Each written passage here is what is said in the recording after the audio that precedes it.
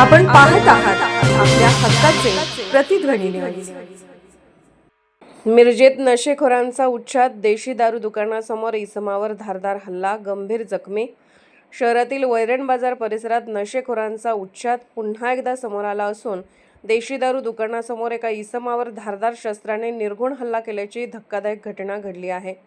सायंकाळी सुमारे 8च्या सुमारास झालेल्या या हल्ल्यात विनोद आयरे वय 32 राहणार बुधवार पेठ पाटील गल्ली हे गंभीर जखमी झाले आहेत।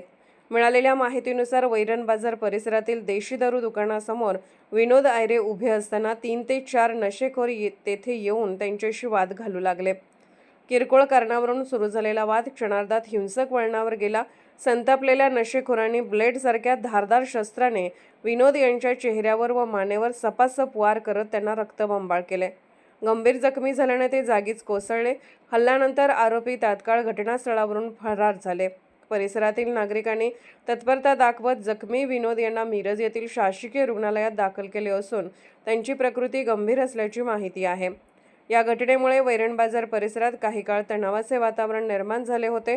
दरम्यान रात्री उशिरापर्यंत शहर पोलीस ठाण्यात गुन्हा दाखल करण्याची प्रक्रिया सुरू होती।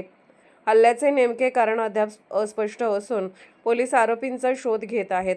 दरम्यान मिरज शहरात नशेखोरांचा वाढता त्रास ही चिंतेची बाब ठरत आहे।